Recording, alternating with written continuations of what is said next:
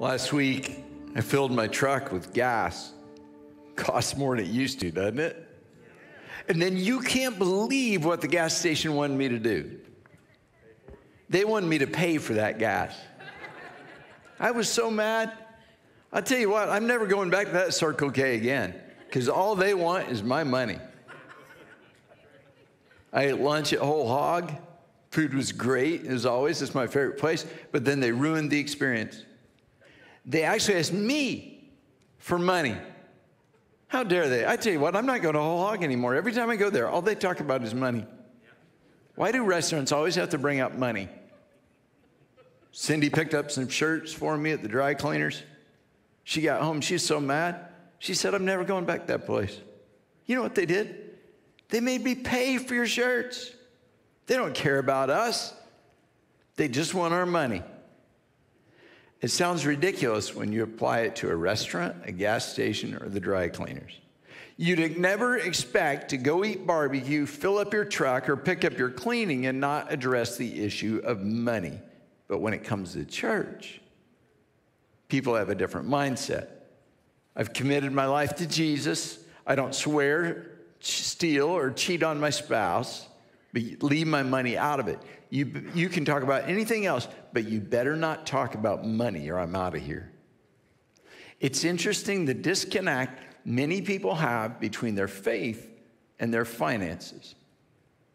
The thought is, I go to church, I might even love God, but I am not going to let that affect what I do with my finances or how I spend my money. My faith and my finances are not connected. That disconnect isn't new. In Jesus' day, people had the same problem. That's why Jesus taught so much about giving and stewardship. At least 25% of his teaching was about wealth, possessions, or money. In this series, I'm teaching you 3 words and 3 simple principles that will absolutely revolutionize your financial life. It's not overstating to say, if you'll implement these 3 principles, your financial picture and your financial future will completely change. These concepts are simple to understand, but can be challenging to implement because so many of you have built your financial house on the wrong foundation. Tearing down your current strategy, starting over, can be painful. Your children are also learning these 3 words. They've got a huge advantage over you. They get to learn these principles at the start.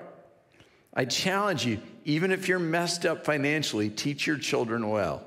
And listen to me, it's not too late for you.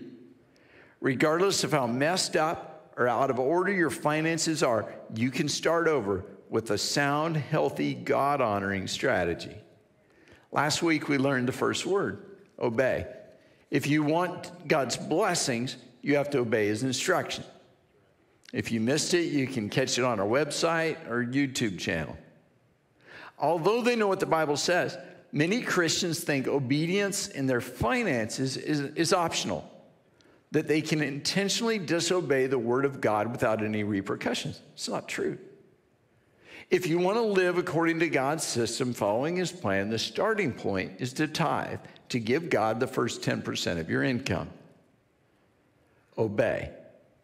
Obedience is the foundation of a solid financial strategy.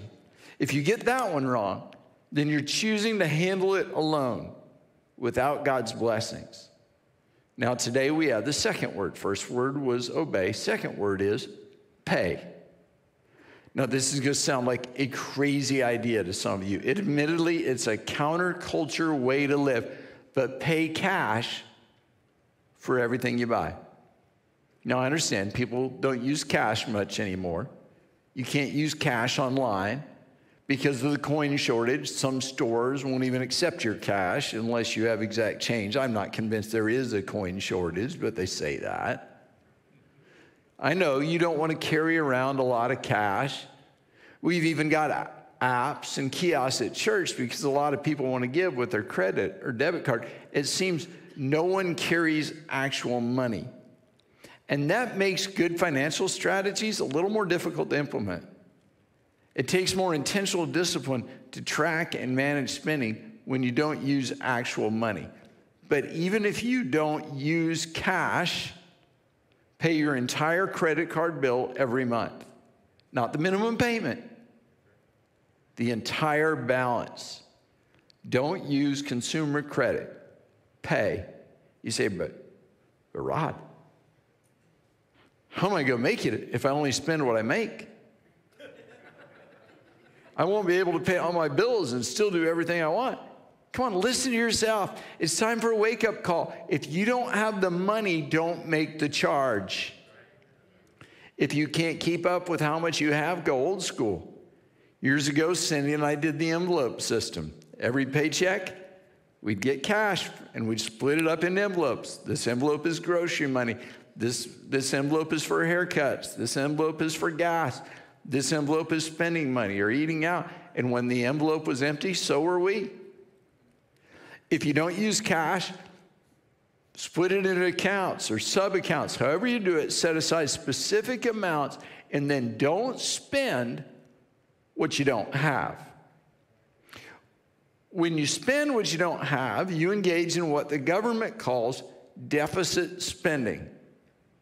Deficit spending is when more money goes out than comes in. If you bring home $2,000 a month and you spend $2,200 a month, that's deficit spending. And when you practice deficit spending, you accumulate debt. You spend and borrow as if you've forgotten you have to pay it back. Problem is, you do. Over the last 20 years, I've had the same meeting more times than I can count. A couple will come into my office because their marriage is in trouble. I'm not a great marriage counselor. We all know that. But I ask a few questions. I do a lot of listening. And inevitably, I ask, so how much credit card debt do you have? They look at each other. They avoid looking me in the eye. And then one of them says, how did you know? Well, I don't know. I'm just asking questions. But over the years, I've learned that heavy credit card debt is present in almost every troubled marriage. More than 90% of the people I talk to with marriage problems also have credit card debt.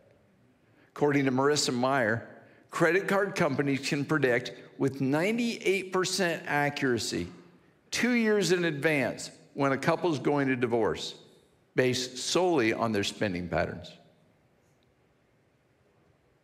Debt puts stress and strain on your marriage. And almost always couples say, well, we don't know how it got this bad. It just kind of grew. And after quite a bit of prodding, I finally get them to guess how much credit card debt they have. They're usually worried they'll shock me with the amount. Not likely.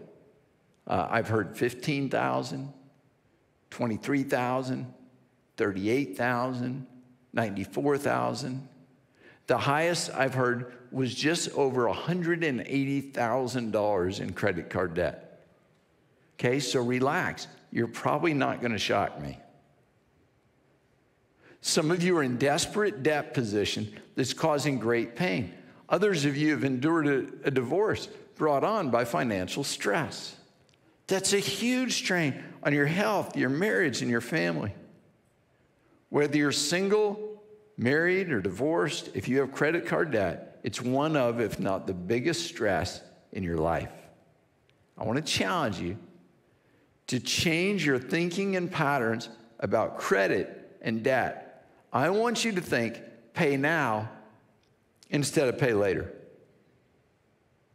Proverbs 22:7 says, the rich rule over the borrower, over the poor. The borrower is servant to the lender. The Message says it this way: the poor are always ruled over by the rich, so don't borrow and put yourself under their power. Jesus said, no one can serve two masters. Either hate the one and love the other, or he'll be devoted to the one and despise the other. You cannot serve both God and money. This is not just a financial issue. This is a spiritual issue. Crushing credit card debt makes you a slave. Your decisions determined not by the direction of God, but by the minimum monthly payment on each card. I don't want you to be a slave. I want you to be free. You say, Rod, You're overstating. I'm not a slave. Really? How many times have you wished you could give in an offering only to remember that your Visa bill isn't paid? How many times have you sensed God directing you to bless someone but not been able to because of your massive debt? Have you delayed God's call on your life because of debt? Your debt keeps you from being generous with others and stops you from responding at God's tugging at your heart to give. That sounds like a slave to me.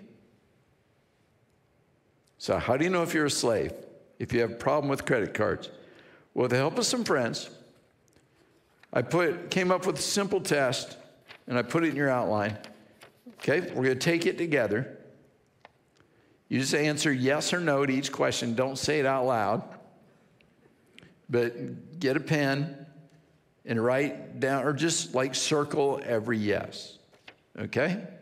Here we go. Number 1, I've taken a cash advance from one credit card to make a payment on another. That's a vicious cycle. Yes or no? Number 2, I'm not sure how many credit cards I have. Don't open your purse or your wallet to count. Answer truthfully. I have met people with as many as 25 credit cards. It's a lot of credit cards. Number 3, I'm not exactly sure how much I owe. By the way, when people say that, it's always more than they guess. I've yet to meet someone who says, well, I think it's about $3,000, and it turns out to only be $2,000. If you don't know, it's more. I'll meet with somebody to tell me how much debt they have. I'll say, well, why don't you just tally that up? Let's meet again. It's always more. Number 4, I dread going to the mailbox, or I hurry to the mailbox so my spouse won't see the credit card bills. If you're hiding your true position from your spouse, you have a significant problem that's going to get worse. You need to have an honest conversation today if you've broken the bond of trust in your marriage. Number 5, I'm making only the minimum monthly payment. That's a trap. You'll never pay down your debt that way. If you're just making the minimum monthly payment, you'll be paying it forever. Number 6, I pay my credit cards on the final day. I see that often. The result is that you end up one entire month behind. You're paying last month's bills with next month's money. Number 7, I'm optimistic that one day all this debt will be gone, but I don't have a plan. That's how you justify still using the cards. You've convinced yourself it's just for a period of time, but you don't know how long that period of time will last or when it comes out. Number 8, when it comes to money, I'm on an emotional roller coaster. Some days it doesn't bother you at all, but every once in a while you realize you're in trouble. Credit card debt has caused you depression, anxiety, and stress. You're in the 27% of people that have lost sleep because of money. Number 9, credit card debt is causing significant strain in my marriage. We argue and fight about money. And then number 10, I play the balance transfer game, transferring balances from one credit card to another in order to avoid payment. Very closely related to that is the interest rate game, where you convince yourself you're making progress by shifting the balance to a lower rate card, but still not making any payments against the balance. Okay? So did you circle every time it was yes? If you answered yes to any of those questions, you might have a problem. If you answered yes to 3 or more, you definitely have an issue. You're a slave to your debt. If you answered yes to 5 or more, you're in crisis. We need to talk about this because many of you are slaves to the wrong master. So today I want to talk to 2 groups of people. The first group, you're not yet in debt. You don't use credit cards, maybe because you're not old enough to have one or because you keep getting rejected. or maybe somebody taught you good early in life. Listen to me. Pay. Pay cash or pay your full balance every month. Don't let Visa, MasterCard, or American Express become your master. It's called MasterCard for a reason. If you can't pay for it now, don't get it. Say, but everyone has better stuff than me. Trust me, one day you'll have better stuff than them with one big difference. You'll actually own your stuff instead of having stuff that you're paying for 8 more years. Pay. The second group of people I want to talk to is those who've neglected this principle and you have a problem. You might just now be admitting it, or you've known for quite some time it seems overwhelming. And you wonder, is there any hope? Can I ever dig out? I'm going to give you 10 steps. 10 steps to get out. Number 1, start today. Every significant change in your life starts with a commitment. Make the commitment today, right now, to be debt-free. Not tomorrow, not next week, not next month. Commit to being debt-free now. It's not going to be easy. You're not going to wake up one morning and presto, it's just all gone. Getting in debt is pretty easy. Doesn't take much work at all. But it takes commitment, courage, character, and discipline to get out of debt. So take the first difficult, tough step of character. Make the commitment right now. Write the date and time in your outline. It's 5:48.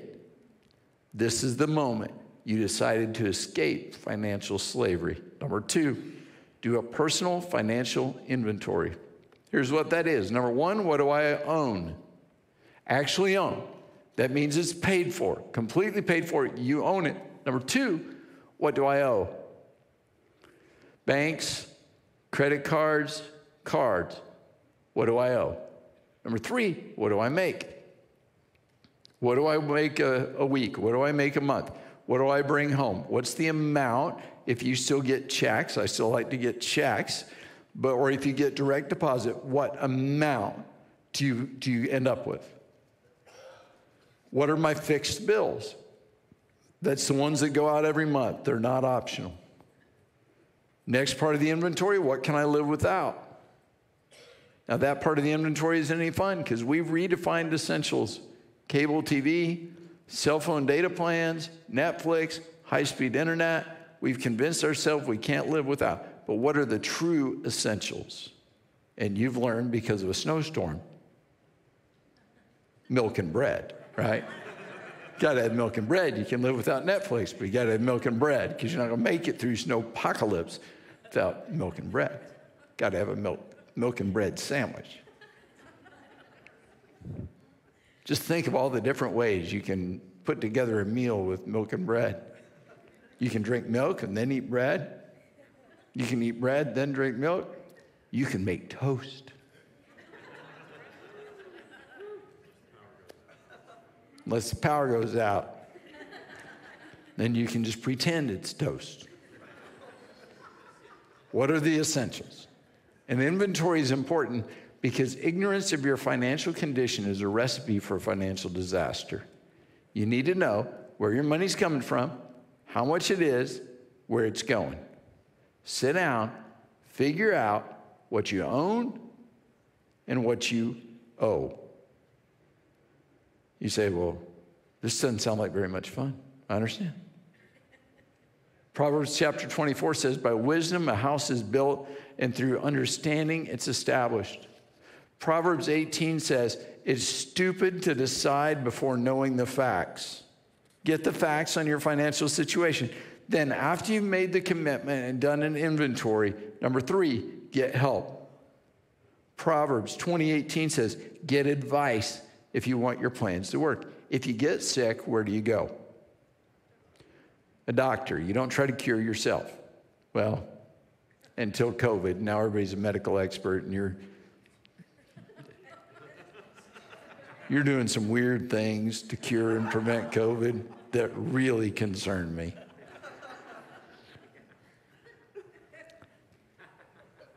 Now I'm going to go on. If you're lost, You ask for directions. Unless you're a man, then you just get worse loss. If your car breaks, you get a mechanic. When something's broke, you get someone smarter than you to help you fix it. If you're deeply in debt, you need help from someone smarter than you about money. I'm not talking about a salesman who wants to sell you a product. I'm talking about someone who, from a financial objective viewpoint, can sit down, look at your finances, help you get them in order, and work out a strategy. Get help. You got yourself in this mess, so you need someone smarter than you to help you get out of it. A great place to get help is Financial Peace University.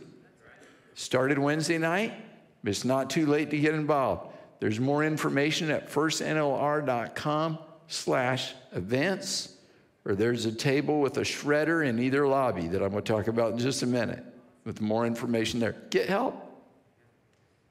You should never make a major financial decision or a purchase without getting good financial advice, because your emotions get involved. You need a clear voice of reason. You need an objective voice that will say, you can't really afford that. You don't understand. We love this house. That's great. You can't afford it. Maybe if we just say, no, you can't afford it. Number 4, make a budget. And then this is crazy. Live by the budget. A lot of people make a budget and they don't follow it. And then they say, well, I tried a budget and it didn't work. It's not the budget that didn't work. It's you. And listen, plan for some fun in your budget. If you don't do that, you'll never stick to it. It's okay to have fun once in a while. Number 5, set up a repayment plan. You will not get out of debt accidentally. You got to have a plan. Proverbs 21:5. Good planning and hard work lead to prosperity. If you want to be prosperous, you have to have a plan. If you want to get out of debt, it takes a plan. There are different methods to get out of debt. I don't have time to go through them all, but you can read about a few of them by scanning the QR code in your outline. You need a plan. You also need patience. There's no quick fix. It takes time and commitment. Number 6, stop overspending. No new debt. Most of you got into debt for one reason. Now, there are exceptions, but most of the time, the simple reason you're in debt is because you spend more than you make. Stop that. Stop it now, not tomorrow, now. You'll never get out of debt if you keep putting things on the credit card while you're trying to pay credit card off. Remember this word, pay. Okay, I want to teach you something really cool, okay? Get your pen. Once you write this on your outline, I'm going to teach you a phrase. This is going to be earth-shattering for some of you. Ready? Write it down. I'm sorry, I can't afford that. Okay? You got it? I'm sorry, I can't afford that. Let's do this. Say it with me. I'm sorry, I can't afford that. Let's try it again. I'm sorry, I can't afford that. See, that's pretty easy. Pride keeps you from saying, sorry, we can't eat out with you. It's just not in our budget, or we can't afford it. Or I'm sorry, I can't afford to go to the game with you. I can't afford that right now. Say it. Stop overspending. Some of you need to stop spending time with friends who encourage you to overspend. You may need to suspend your social media accounts so you don't feed your desire to collect more stuff and have more Instagram-worthy experiences than you can afford. And let me let you in on a secret. The average American adult is more than $58,000 in debt. So most of the people you see on social media, they can't afford that stuff either. Jesus said, if your right hand offends you, cut it off. He wasn't talking about mutilation. Jesus was saying, deal seriously with things that mess up in your life.